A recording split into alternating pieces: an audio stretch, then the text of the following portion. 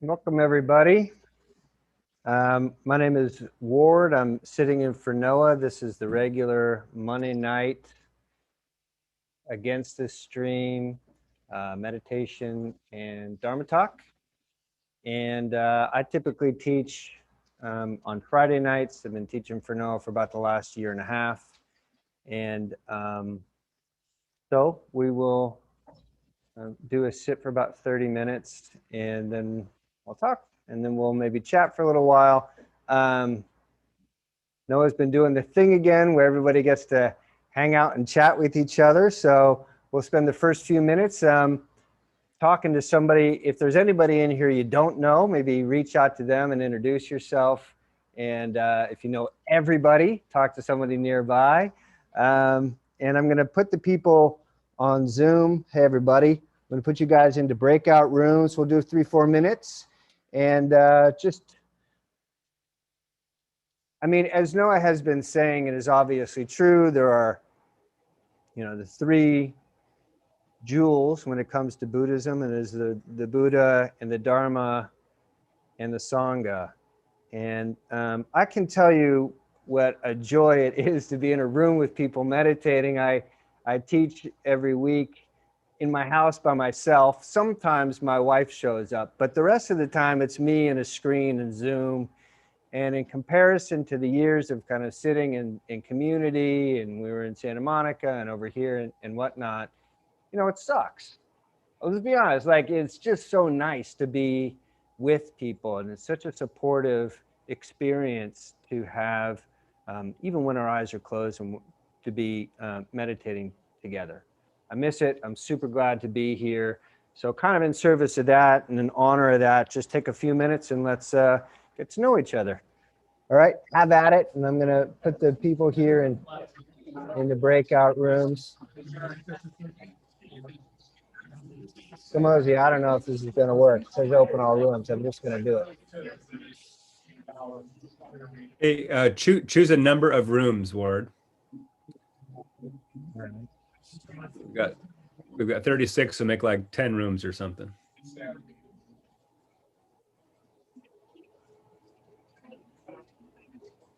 Not letting me. Can you do it? I can. Let me see.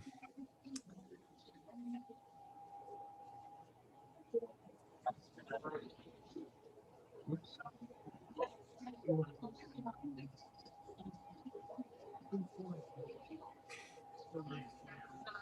It was all right. It ain't working. Oh, here we go.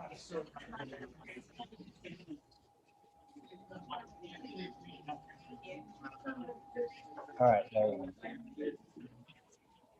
Okay.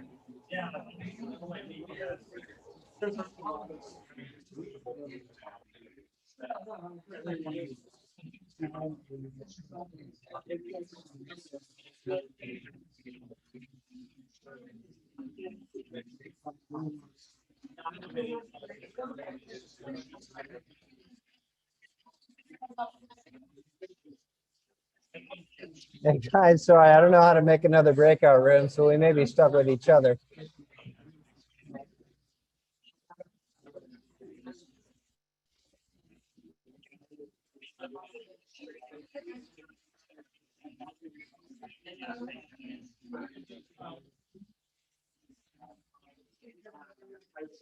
Cat.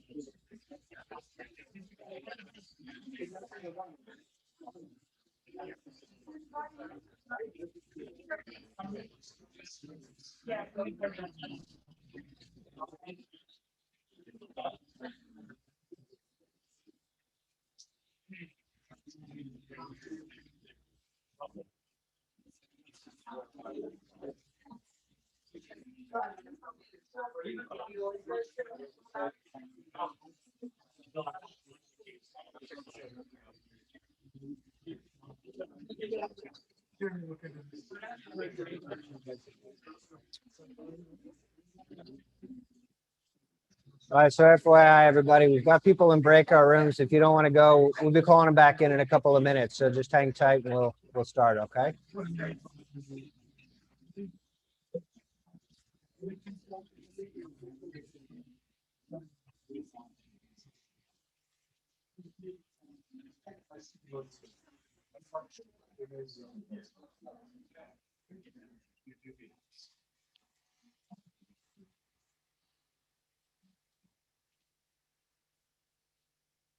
All right. So the people online have been given 60 seconds to return to the main room. I don't know what happens after that. Things self-destruct or something. Technology is in control. Ran that like a boss, Ward. Perfect.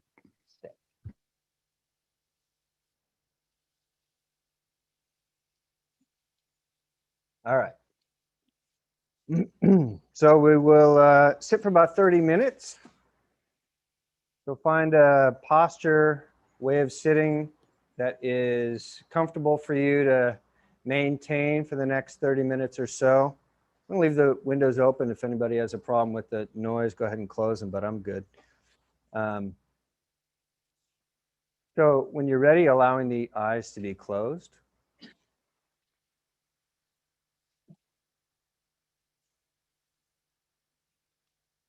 And just initially, just taking a moment to land here where you are right now. Taking notice of whatever momentum you have brought with you from the day, the week, your whole life.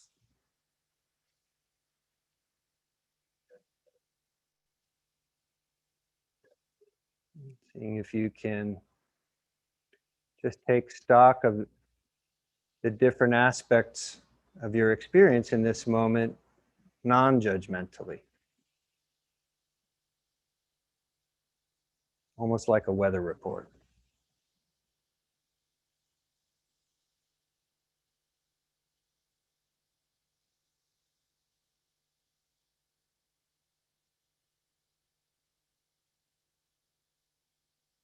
Noticing the quality of the mind. Is there calm or is it racing?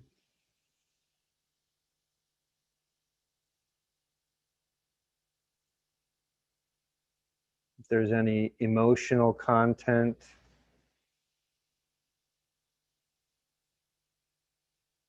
taking notice of that.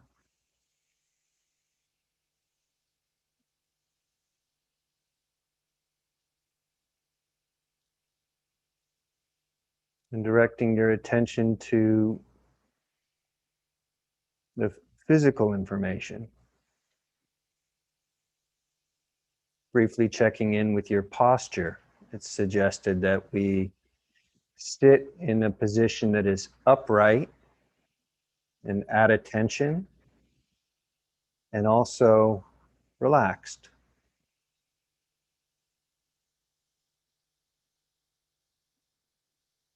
Anywhere that you might physically notice maybe holding tension, perhaps in the face, the jaw, the chest or the belly, just softening towards those areas.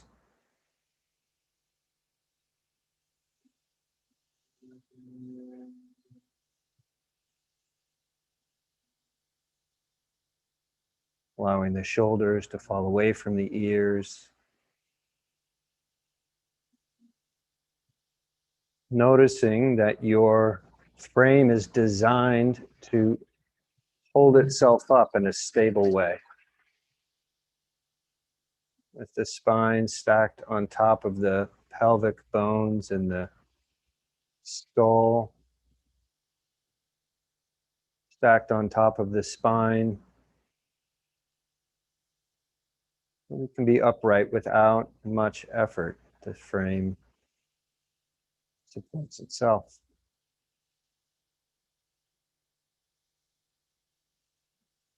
And perhaps pulling the top of the cranium ever so slightly up towards the sky, bringing your full attention to the physical sensations of being in a human body right now.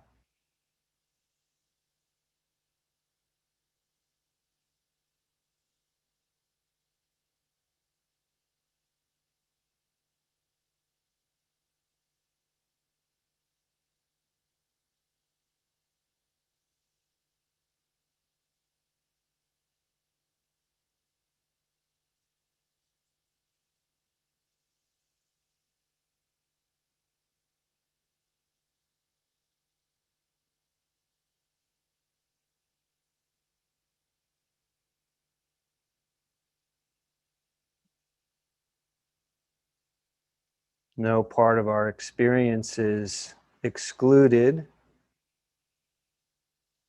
Everything is welcome in this moment. All mental and emotional and sensory information is welcome.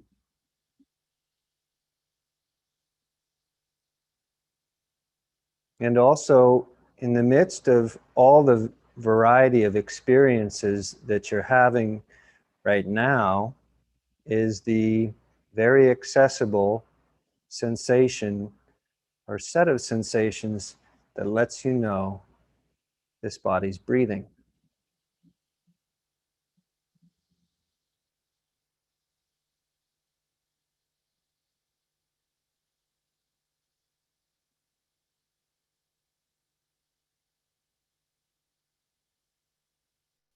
The Buddha's first meditation instruction is to direct your attention forward. So, selecting amongst all of your experiences um, a point at which you can notice the breath going in and out of your body, and choosing that to be the primary focus of your awareness. Allowing all other information to soften into the background.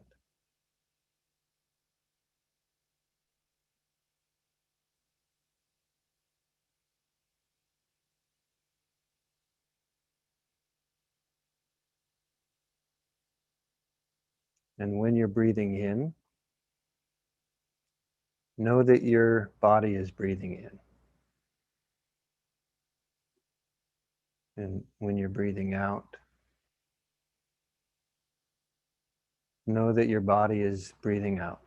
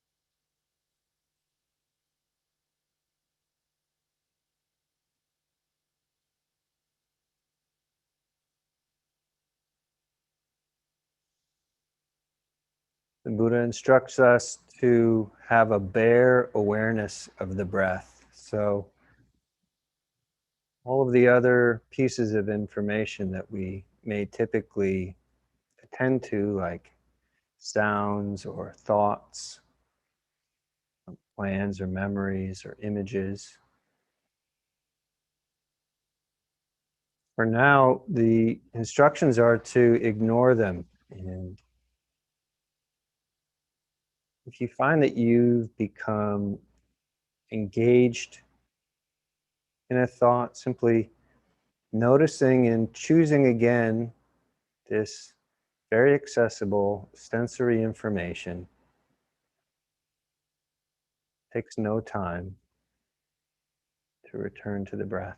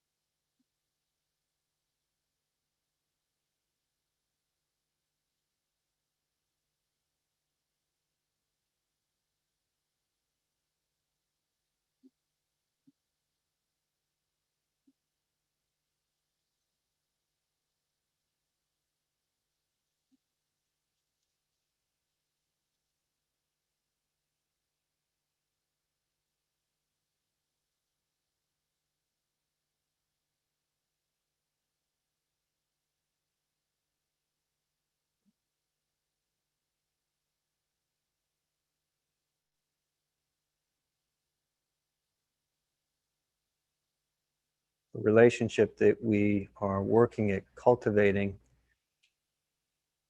the quality of mindful awareness of the breath. Mindfulness has the qualities of investigation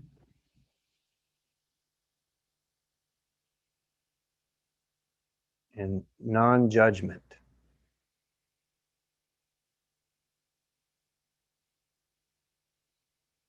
So an encouragement to truly be curious about what are the sensations that let you know that the breath is occurring. Every moment that we are alive, breath is coming in and out of this body, and almost always we ignore that information, even though it is one of the very things that keeps us alive.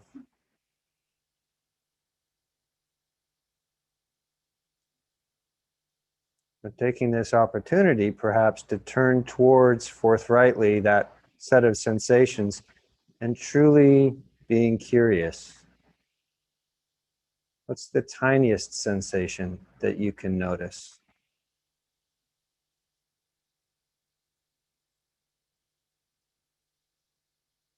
What's the texture?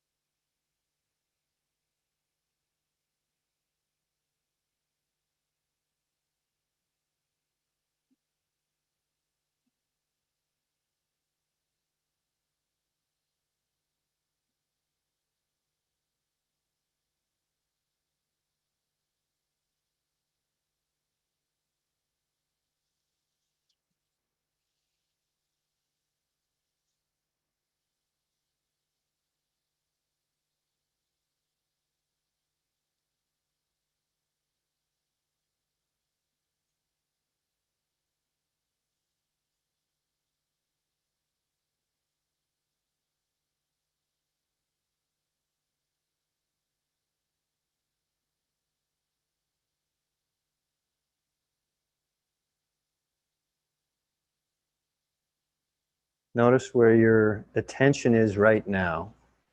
If you find that you have drifted away from sensory information,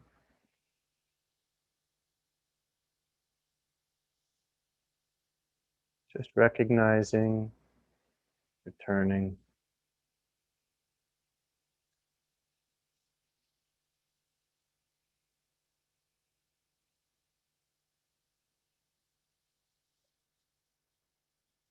You might find that it's easy to just rest in the awareness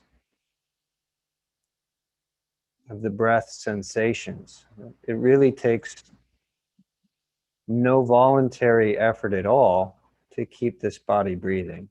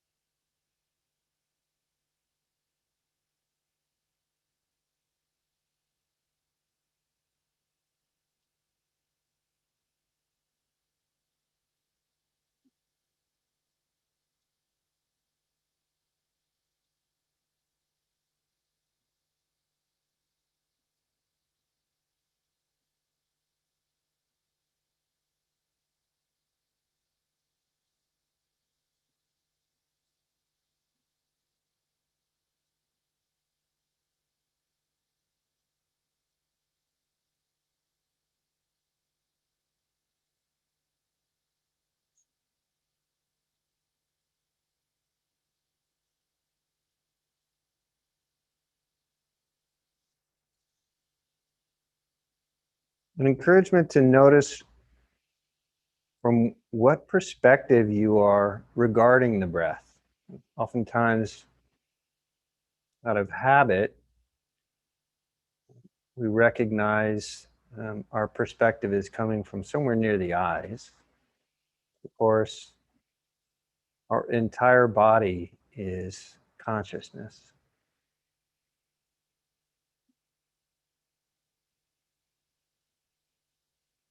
So, an invitation to invite your awareness into the body.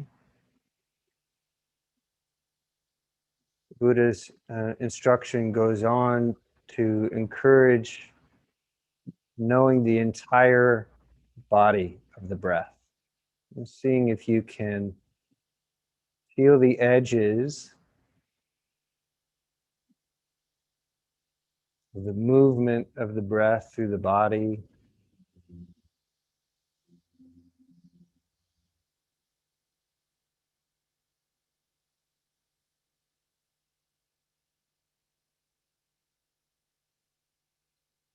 Noticing all the physical sensations that are present.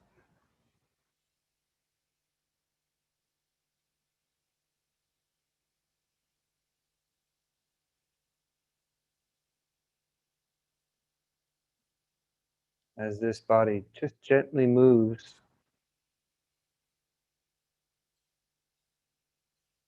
bringing in the air,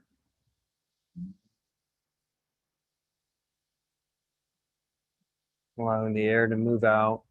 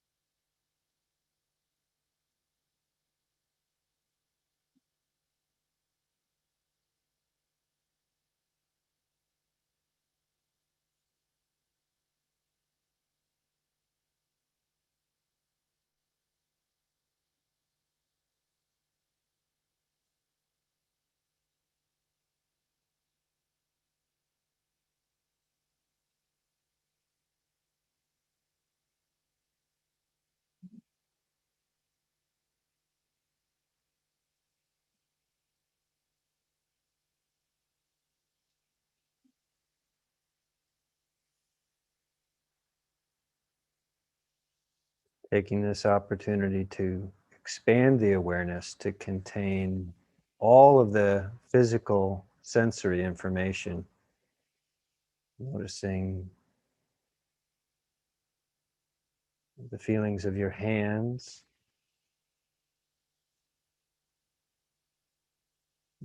other contact points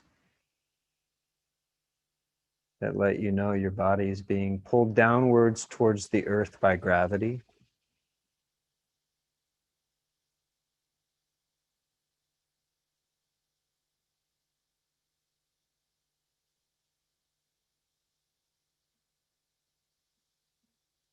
Inviting in awareness of sounds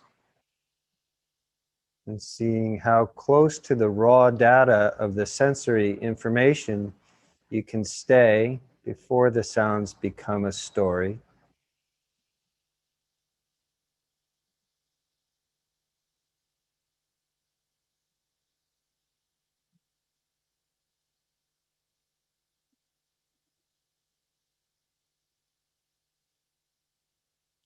Right now, being in your body is like this.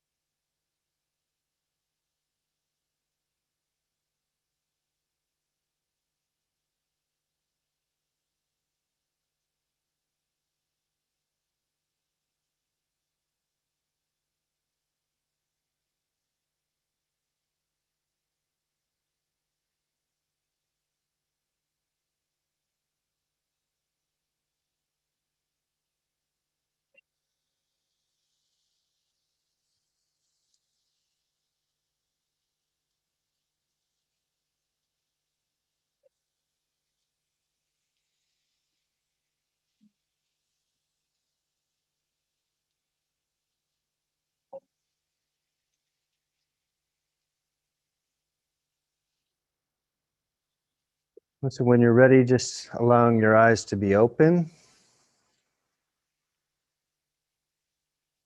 I always want to say, come back into the room, but hopefully you've been here the whole time. A week or so ago, and Noah asked me to cover for him tonight because he's going to be out of town. I immediately said, sure, yeah, of course. And also, it's finals week. I have 2 term papers due and a final, and I'm working full time. And so for the last 5 weeks or so, it's been roughly 4.5 hours of sleep, and I'm a little fried. I was talking to my wife about the talk tonight, and I said, I think I'm going to talk about death.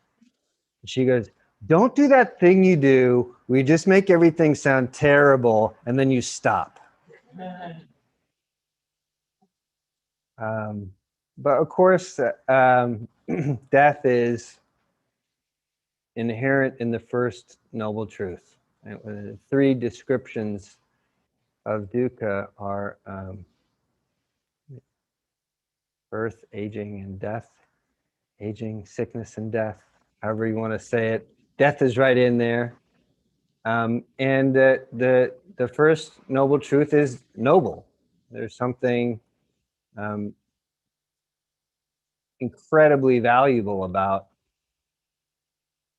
coming into contact with that. A couple of weeks ago,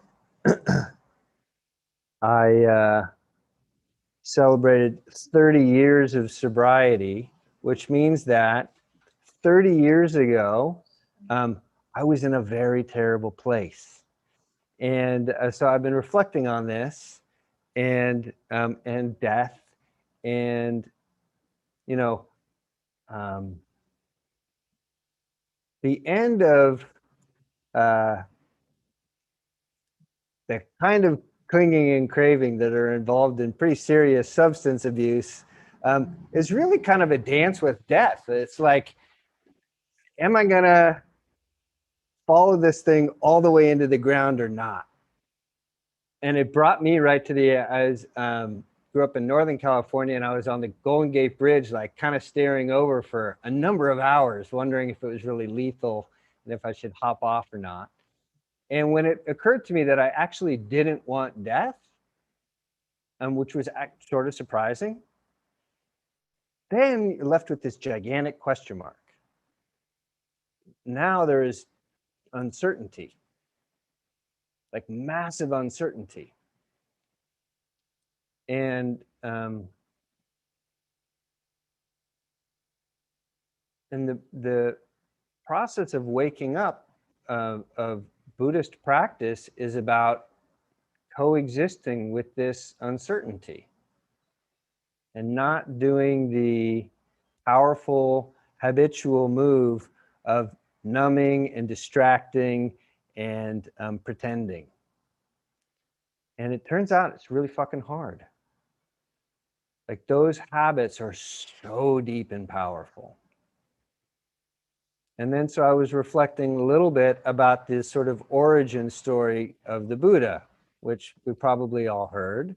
But here he is in this sort of glorious trust fund kid situation with, living in a compound with a home for every season and wine, women, and song, right?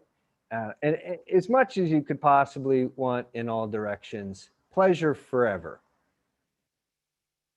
And the way the story goes, he sees, goes on a little journey, and he sees an old person and a sick person and a dead person and a monk. And he has sort of a set of insights that his pursuit of pleasure is a dead end, right? And he kind of steals away in the night, ditching his wife and son, and goes out into homelessness, into this gigantic question mark. No certainty. He left like utmost certainty, right? security, love, connection, and family, and warmth, and, you know, basically the American dream, and ditches it for a gigantic question mark. And then I started thinking, like, maybe the origin story is buffed up a little bit, you know, and maybe the Buddha, like, because he wasn't the Buddha yet, right? He was just Siddhartha Gautama, just a guy. And maybe he was kind of bottoming out. Maybe things were not, everything is brilliant and I'm so full of pleasure. And oh, geez, maybe I should leave. Maybe things kind of sucked. If anybody here has had any substance abuse issues, you can probably recognize that things suck before you stop. And if you haven't had substance abuse issues, you might be able to relate to the kind of addicted thinking that Noah's been talking about recently, that we will follow a thought kind of wherever it leads. If it's anything that distracts us from this edgy kind of uncertainty that being in this tenuous position of life brings with it.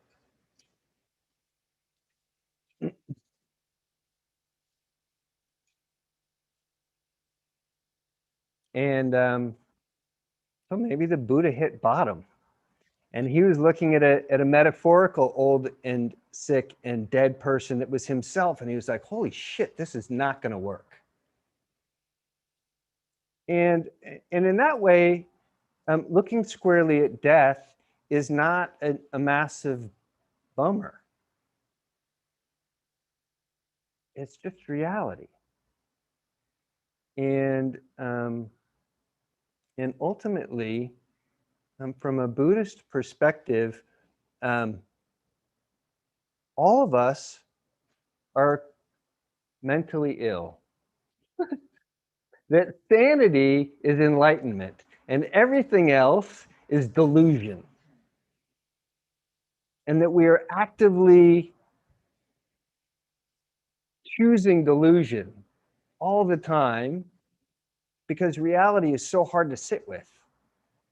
And we get glimpses, all of us, if you're here, you've heard something that makes tons of sense inside of these teachings. And so you keep coming to try to practice sitting with them and trying to shift the perspective to be more in alignment with reality. But it's not easy.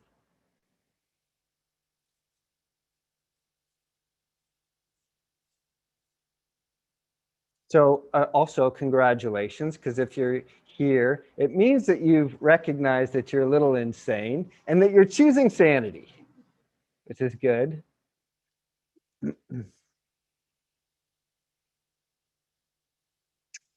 And so the method that the Buddha laid out for us to awaken on our own, this roadmap that he left us, the Four Noble Truths and the Eightfold Path, is not metaphysics. It's not philosophy. There's a lot of that where he grew up in a Hindu culture, and all kinds of really beautiful stories that are inspiring and instructional and worthwhile. And also, they don't tell you how. And in recent decades, people have been grappling with the nature of human consciousness.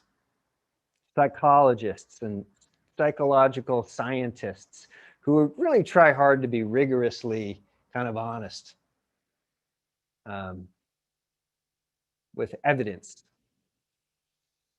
And they ran into this thing that they called the hard problem of consciousness.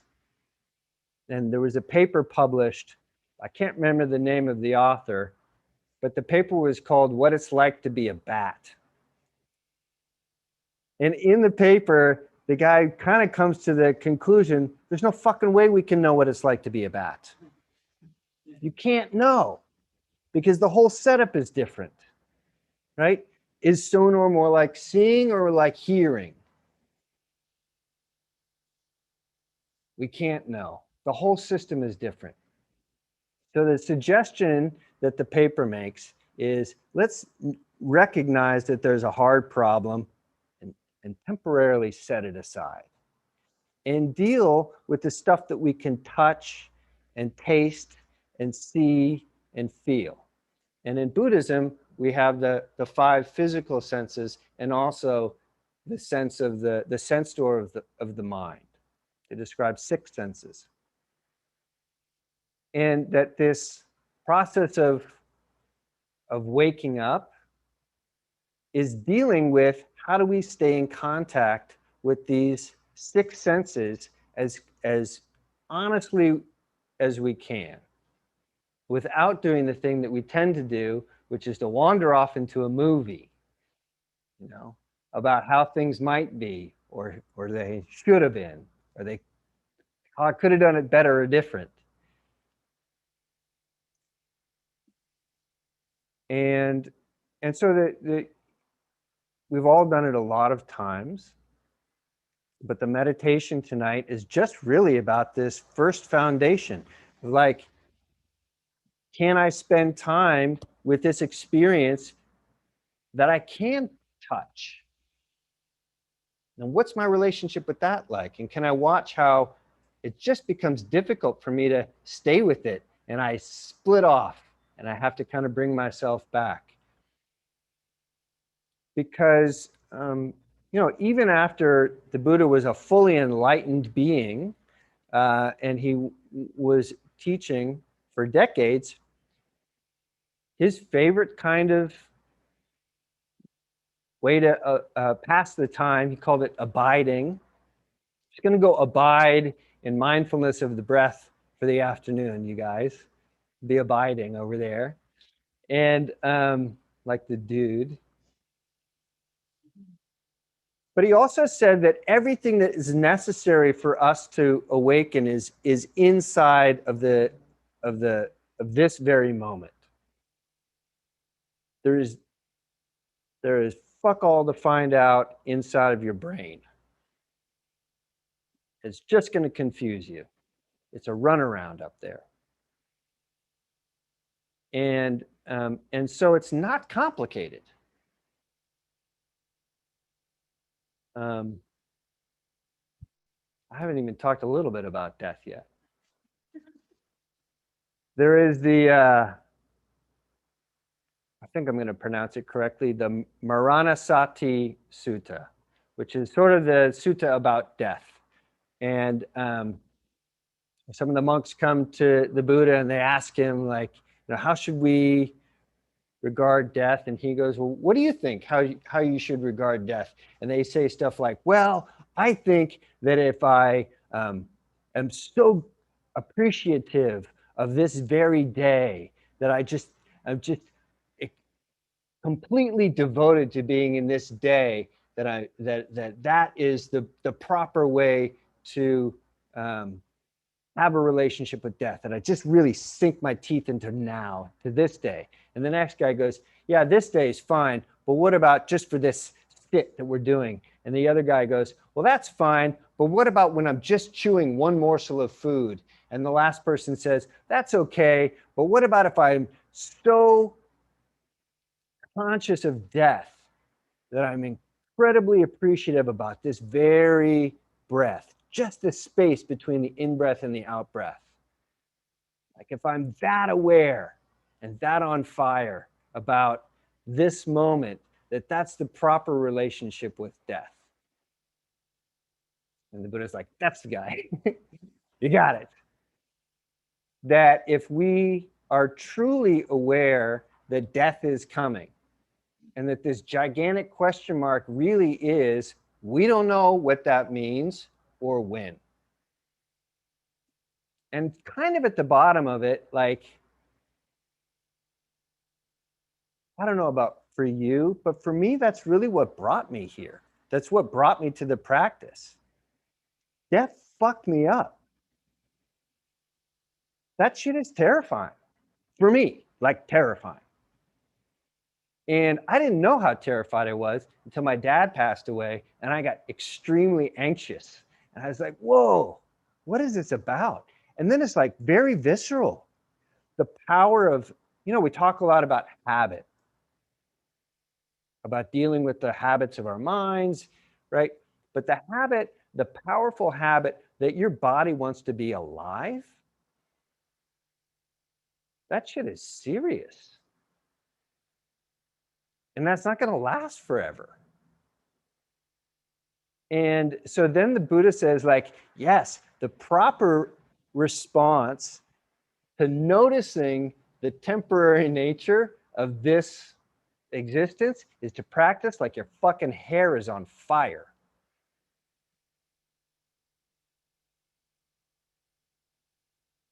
That's how serious it is.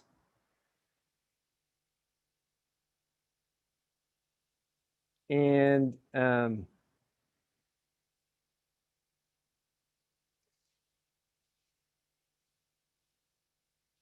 we don't know how we're going to do. And so I find that incredibly inspiring. And so we land here, and then we come to see, like, okay, how do I be a person where none of us are monastics, as far as I know. So we're in the world, and it's distracting out there. There's motorcycles and shit all over the place, right? And delicious Indian food and rock and roll and all kinds of stuff. And it's hard to stay present with the hair on fire inspiration level that the Buddha suggested. You know?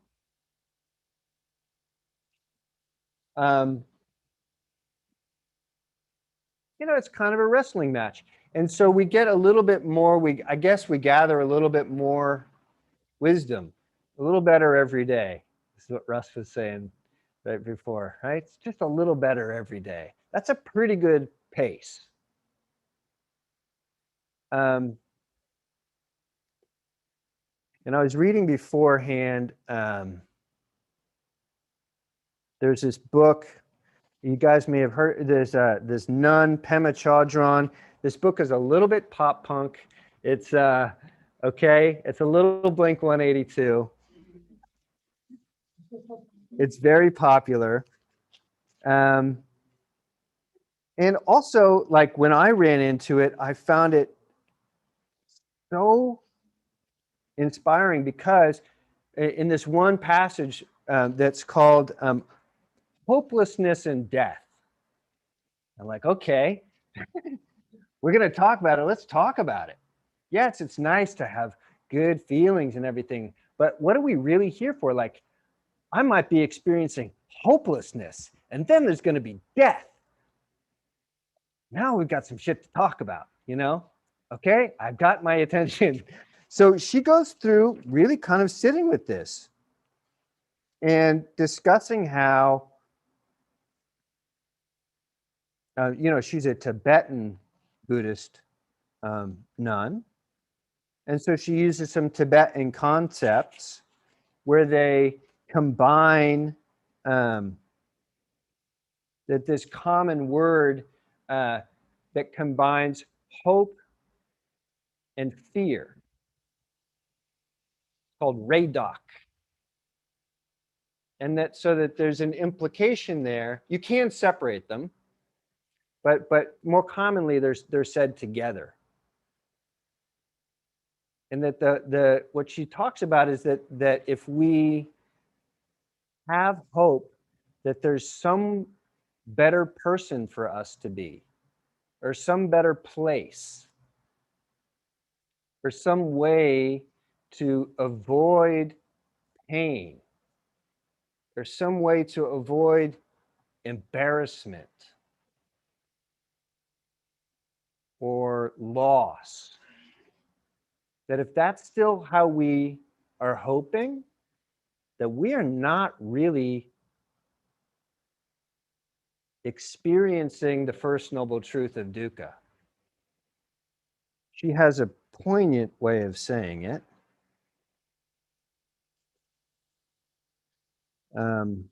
Bear with me for a second if I can find it. She says, hope and fear come from the feeling that we lack something. They come from a sense of poverty. We can't simply relax with ourselves. We hold on to hope, and hope robs us of the present moment. We feel that someone else knows what's going on, but that there's something missing in us, and therefore something is lacking in our world. Rather than letting our negativity get the better of us, we could acknowledge that right now we feel like a piece of shit, and that we not be squeamish about taking a good look. That's the compassionate thing to do. That's the brave thing to do. We could smell that piece of shit. We could feel it. What's its texture? What's its color and its shape? We can explore the nature of that piece of shit. We can know the nature of dislike and shame and embarrassment and not believe that there's anything wrong with that. We can drop the fundamental hope that there's a better me who will one day emerge. We can't just jump over ourselves as if we're not there. It's better to take a straight look at all of our hopes and fears, and then some kind of confidence in our basic sanity arises. And I find that so inspiring because there is this sense that there's something wrong, and it makes us feel fucking crazy. That like, I've got to figure out a way to be okay with this uncertainty and this giant question mark by somehow numbing it or distracting or making it better. And that the truth is that on some deep level, we intuitively know there's no way out. And that the brave and compassionate thing to do is to meet that difficult truth head on, even if it feels like shit, you know? And that is an, no, my wife thinks that that's discouraging. I think it's inspiring. Like, the implication is that each one of us has within us a human heart huge enough and gentle enough and kind enough, compassionate enough to be with that. That is like, let's say for a second that Siddhartha Gautama was kind of an asshole, potentially. Potentially, he was like other people who were addicted to pleasure and he was not behaving great, right? Trying to distract himself. And he hit bottom. And bottom is something like when your circumstances degrade faster than you can lower your standards. Whatever that looks like for you. And he's like, fuck, you know? And years and years and years and years later, of diligent honesty and difficulty, he said, I don't have to run towards or run away. The truth is that if I just sit here and learn how to sit and stay, my basic sanity already exists here. And I don't need more than that. I don't need to hope for it to be different. In fact, that is where that's what waking up is, I think.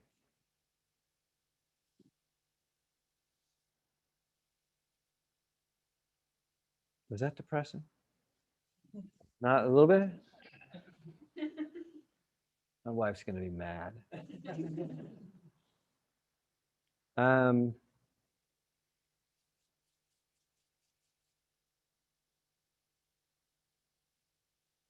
I think that's most of what I had to say. Does anybody have questions about the practice, about all this death nonsense that I'm on about tonight?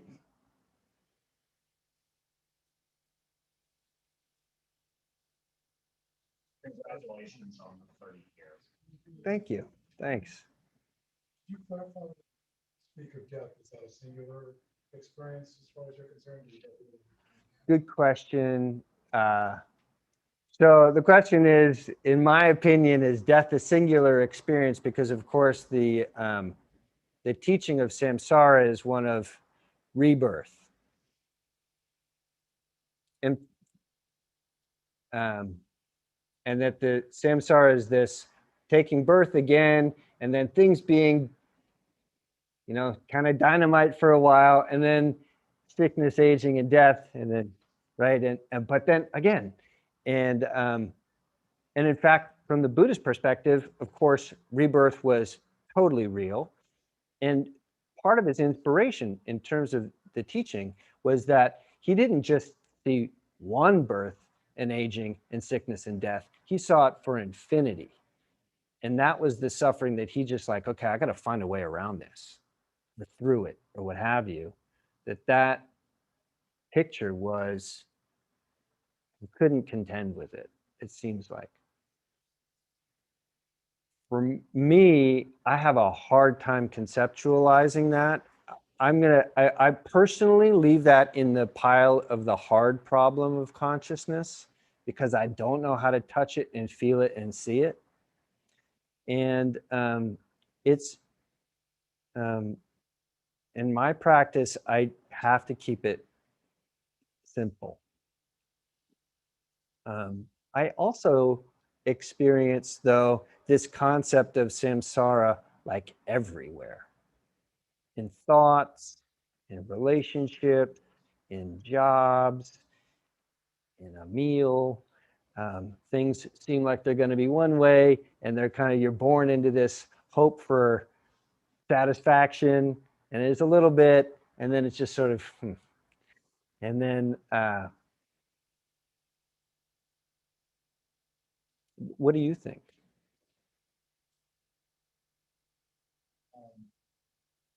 I know what I thought.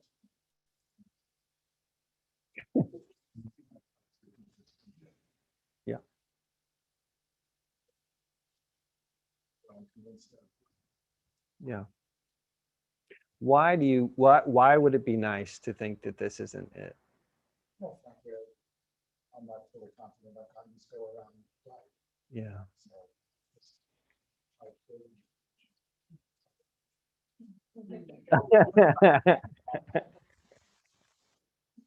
Yeah, fair enough. There's some stuff coming through in the chat here. I haven't checked any of it. Oh, what page in the book is that on? So this is the chapter. There's a question in the chat about this passage in Pema's book. It's chapter 7 called Hopelessness and Death, and it starts on 37. And then Adriana asked, can you speak more about how abandoning hope actually leads to ending suffering? I actually wrote abandon hope right here on my arm. I got so into it. I mean, from my understanding, there is no move towards the end of suffering without fully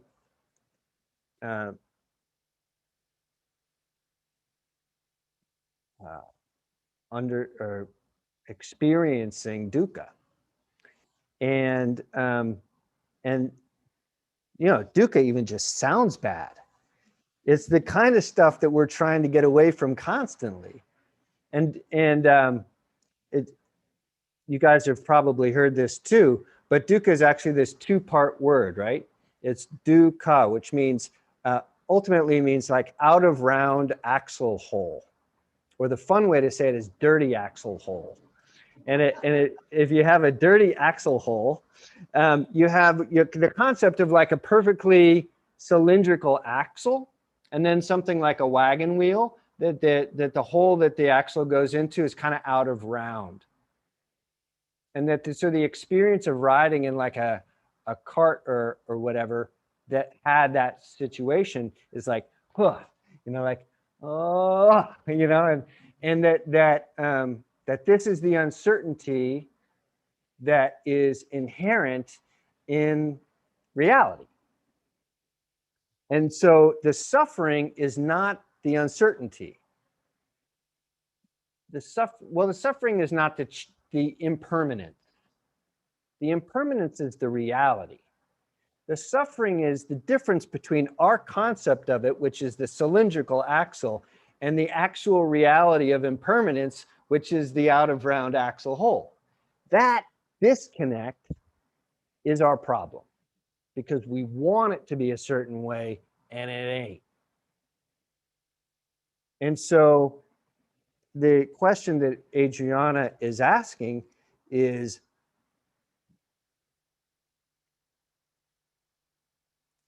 how does abandoning hope that things will work out some certain way lead to the end of suffering?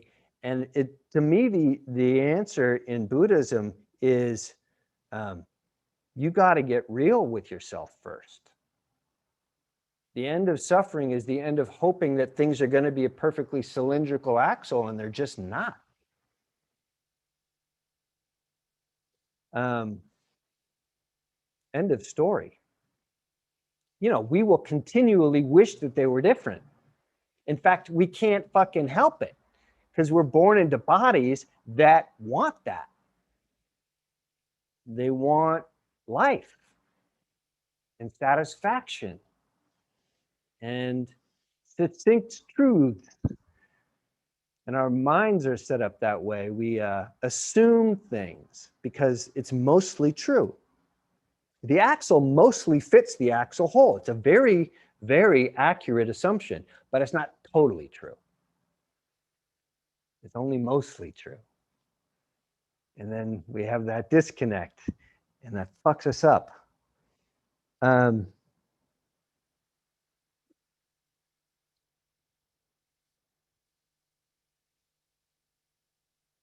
Amanda finds the perspective encouraging.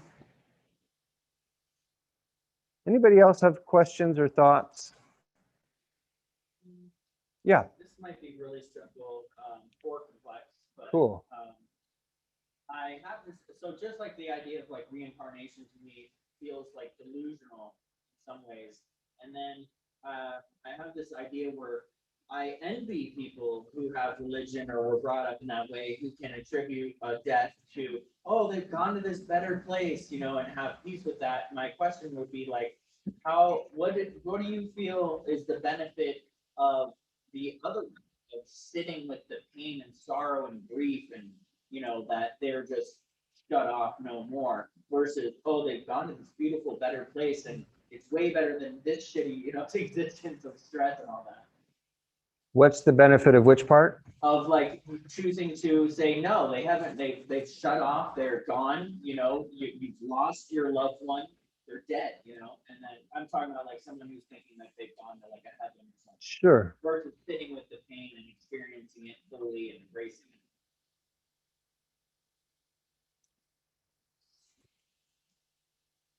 Well, first thing I would say is that for me personally, I'm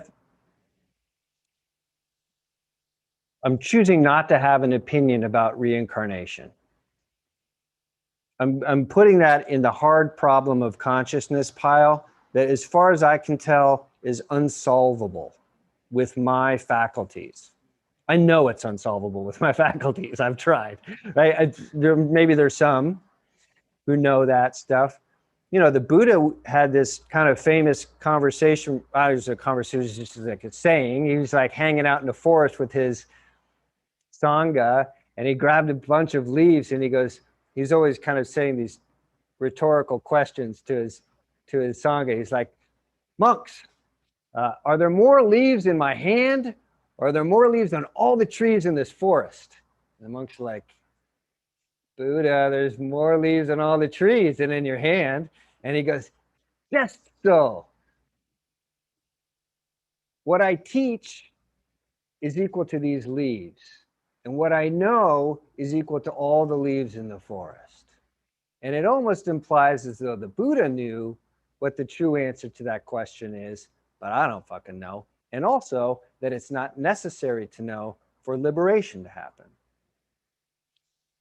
For me, part of the problem of determining that something that is soothing, that I'm certain that something that's soothing is true, even though I don't have any evidence for it, is that that's more delusion in my perspective.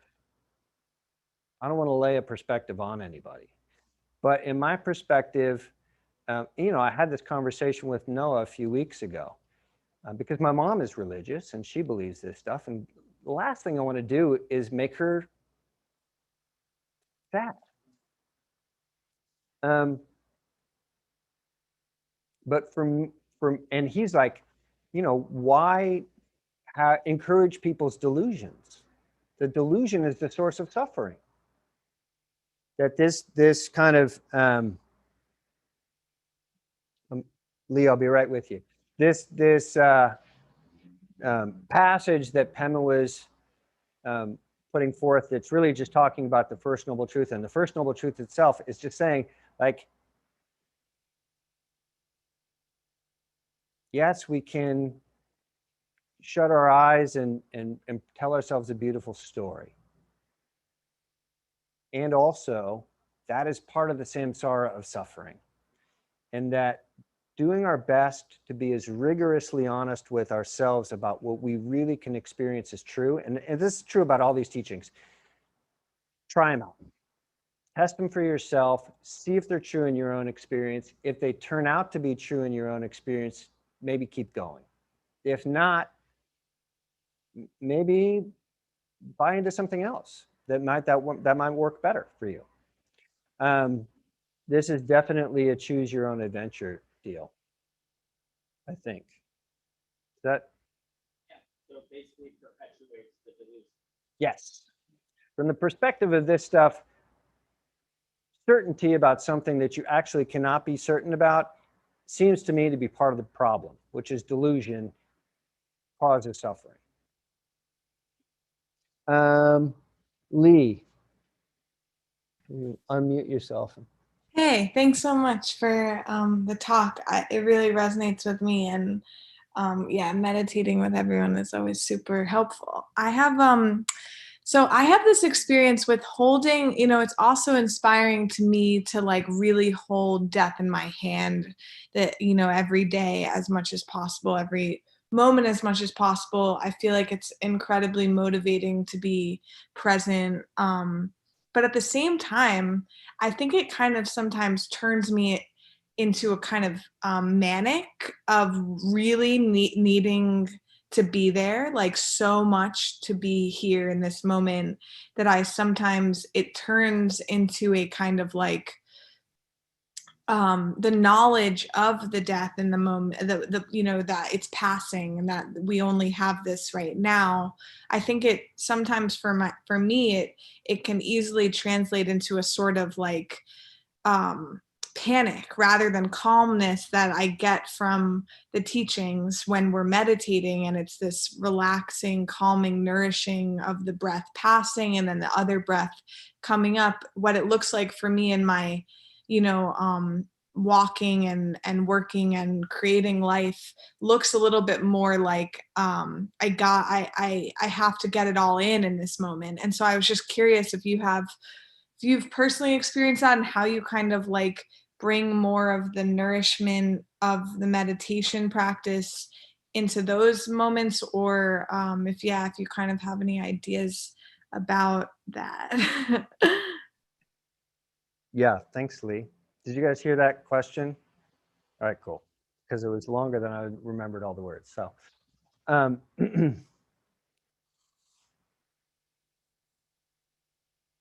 The answer first to your question of have I experienced that kind of highly agitated, maybe panicky, anxiety relationship to, awareness of impermanence or death or whatever is yes. And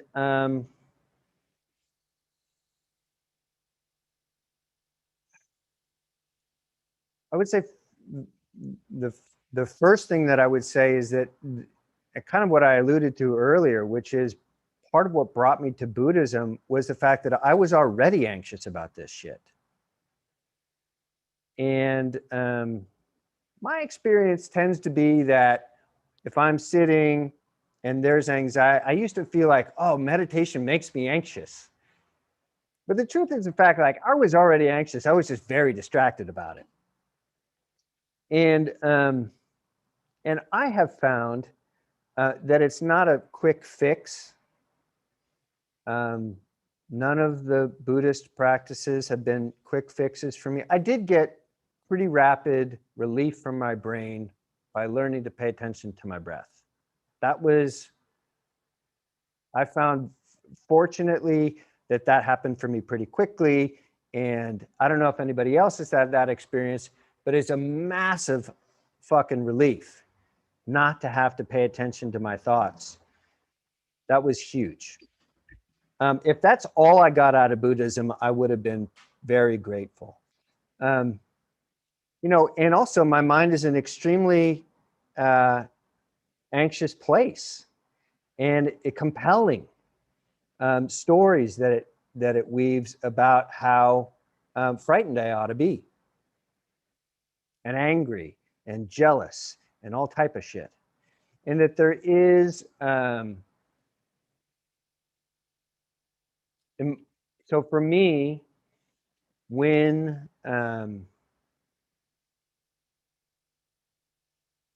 difficulty like that arises, the right answer is loving kindness, compassion. That there are also teachings, the Brahma Viharas, these heart practices, which are forthrightly designed to get us more in touch, to break our hearts open and allow us to meet that kind of, those difficult perspectives with some friendliness. And, and also,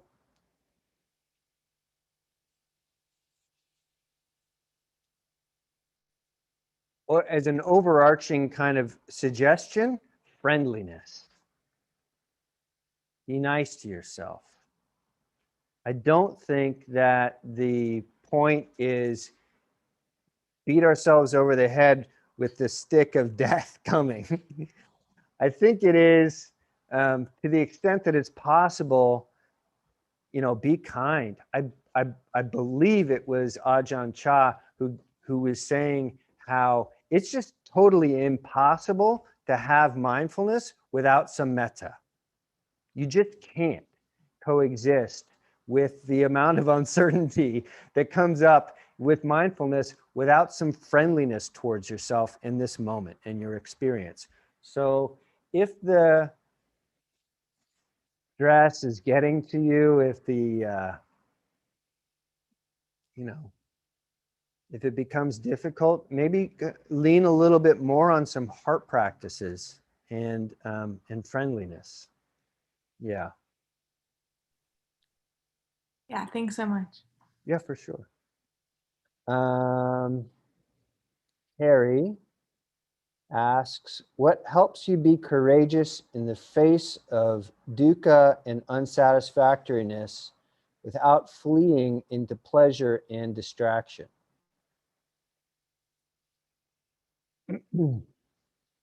Practice. Practice and not perfection at it. I flee into pleasure and distraction. And probably all of us do, or we would be enlightened. Let's be real about it. You know, I'm only sitting up here because Noah asked me to, but there are a lot of other people in this room with tons of wisdom and knowledge, and it could be doing this job equally well or better. And so we're all kind of here working at this to, you know, the instructions are not extremely complicated. There's only 4 noble truths and there's an 8-fold path. There's a bunch of other lists, but basically sit with what is, do your best to be with it. When you find that you've wandered off, be nice and bring yourself back. Learn to sit and stay. And in my experience, doing that more, doing it every day, seeing if you can increase the amount of time in your life that you do that, reading Dharma books. I find, in a way, I've found it fortunate that I have a 50-mile per direction commute every day, because what that means is I have a lot of time to listen to Dharma books on audible.com. It's like very beneficial. And podcast, I can listen to Noah's talks. I can listen to all kinds of, you know, Amaro and Sumedho and all these very, very inspiring and brave and compassionate and brilliant people who have taken the Dharma and made it accessible. And I find that shit very inspiring. And so I lean into that a lot. I mean, you know, if I'm not studying something or working or sleeping, like I'm generally kind of reading a Dharma book. So I find that stuff inspiring. And to me, that helps me, you know, keep breathing into it a little bit better. And still, you know, for sure, I can do better at not fleeing into pleasure and distraction. But pleasure and distraction are kind of nice, you know. Apparently rock and roll is going to start happening in person again soon. Well, that's good. Shellac is coming to town. I'm going to go check them out.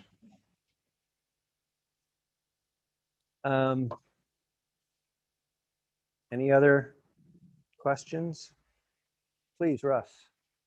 Yeah, I wonder if you could talk a little bit about the tension that I see anyway, and maybe you don't see, between acceptance on the one hand and getting better, self-improvement on the other.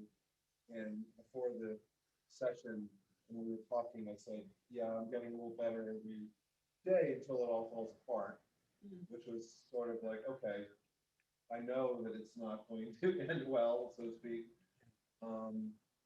So I guess my question is, like, can you have too much acceptance to the point where you don't bother reading Dharma books, or you don't bother exercising, practicing your meditation, you're just accepting it?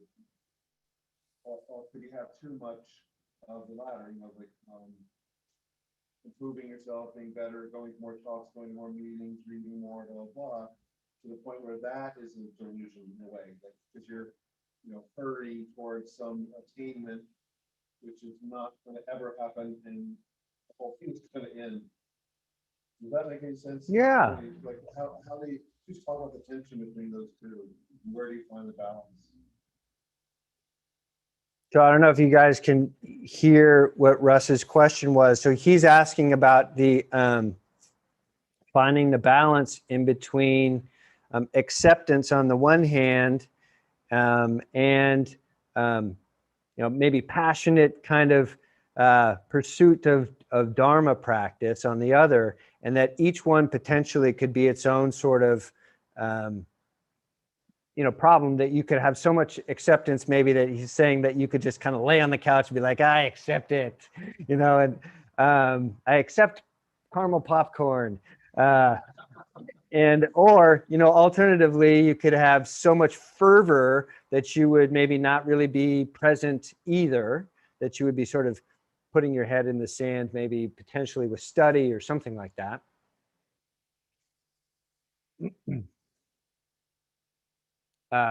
Yes, I see the tension. You know, and I don't know, you've been at this a long time. My sense is that over time, what's revealed is sort of what Pema was talking about, which is a basic sanity that I can have faith in. Like, that's really fucking nice. because, you know, I started getting loaded at 10. I had no experience on this planet being a sober person, basically. You know, when I got sober at 23, like I had no idea how to be on this planet without being fucked up constantly. And so starting from really ground zero and no acceptance and no study. And so it's all sort of been gathering slowly over time. And this is me 30 years in, like, you know, still a little bit tenuous. But, and also the truth is that as practice unfolds and as, and yes, I have sometimes had too much acceptance, and yes, I have, you know, and sloth, you might say. And yes, I have had too much restlessness, you might say, you know, for sure. And sometimes I can be restless and slothful, which is super uncomfortable. You know, and also that it seems to me that over time, I can take the bait less often of the delusional parts of those things. And you know, through firsthand experience only. On one level, I feel like Buddhism is like exposure therapy. Like we are mostly in this diluted movie most of the time. And we don't spend a lot of time with the reality of this moment. And in exposure therapy, they talk about the extinction, right, of our dysfunction, because you bring yourself face to face with the thing that you were afraid of, and it doesn't pan out to be as bad as you thought. And then you're like, oh, it's just like this. And that's true of Buddhism too. It's like the suffering comes from the story. And then if we bring ourselves to this moment over and over and over again, the story loses its traction because we recognize firsthand seeing, holy shit, that's not even true. And so I don't know that it's like managing my acceptance level or managing my fervor level. It's just sort of like doing it how I do it. And it's going to suck and be a mess. And I'm not going to do it right. And I'm going to have too much acceptance sometimes. And I'm going to be too anxious sometimes. And over time, it seems to kind of find its way a little bit more towards the middle before it falls apart. I think that's all the time we have. Jeff has put the link in the, thank you, in the chat for the for the donations. The classes are done by donation. Against the Stream exists completely as a result of your generosity. And you know, all of the money that gets donated goes to pay the rent on this beautiful and kind of expensive piece of real estate in Venice Beach. And it is tax deductible. Suggested donation is 15 to 20 bucks. If you're here, there's also a Donna bowl over there by the door. If you're able, being more generous is always appreciated. Helps keep the doors open. If you're not able to donate right now, I want you to know that your presence is far more valuable than your cash. Please, please keep coming. It is, I said it at the beginning, I'll say it again. I am so grateful for everybody coming together in person and online, for making this Sangha together, for creating this situation where we have the opportunity to practice together and support each other and have these conversations where we're all kind of stumbling a little bit, hopefully, you know, towards less suffering is the big idea. And just a moment of reflection that, you know, all these teachings are designed for our own liberation, that we do these practices ultimately for ourselves. And also, it's no secret that to the extent that we practice, the people around us benefit. And so in that spirit, just taking a moment and encourage you to offer any benefit that comes from our practice tonight outwards in all directions to all beings, with the hope that all beings can move towards the end of their own suffering through their own efforts. Thank you guys so much. It was wonderful to be with you, and hope to see you soon. I teach on Fridays. It's the same time if you are free, and Jason, of course, is here on Wednesdays. Have a great night. Good to see everybody. Thank you. Thanks, Ward. Thanks, Ward. Thank you. Thanks, Jeff. Thanks, Emily. Thank you, Sangha. Night, Mike. Good to see you, Michael. Night, Mark. Take care, man. Thank you, guys. It is against the Good night, stream everybody. donations, but there's also like a Venmo kind of, if you do Venmo, PayPal, there is a instruction thing on the table right there with like the address. I think it's at Against the Stream Meditation, but I can't remember exactly, but it'll say on the table, there's a little piece of paper. Cool. I'm Ward. Emerson, good to meet you too. Thanks for coming. Thanks. Good job, buddy. You feeling better, Mark? Yeah. I ended up going to the hospital on Saturday. Holy shit. Yeah. What was wrong? Dehydration. They just put a bag of fluid in me and shot me with some potassium and stuff. And The banana bag? No, you're fine. Sorry. I'm glad you're better, man. yeah, I feel 100%. I'm glad. Fixed it with, yeah. Been to work the last couple of days and just taking it easy, drinking a lot of water. But yeah, Good. doing much better. But thanks, great talk tonight. Appreciate it. And I'll see you on Friday. Cool, man. Good night, Jeff and Emily. Good night. Good night, Mark. Good Take to care, see you, man. Mark. All right, you as well. Feeling better. Thank you so much. I appreciate it. Yeah, that dehydration's no joke, man. Stay hydrated, No bro. joke. That's Yeah, true. especially at our age, right? That's True. a fact. Yeah. I'm 61. I don't need to drop dead from being out in the sun. Not from that. All the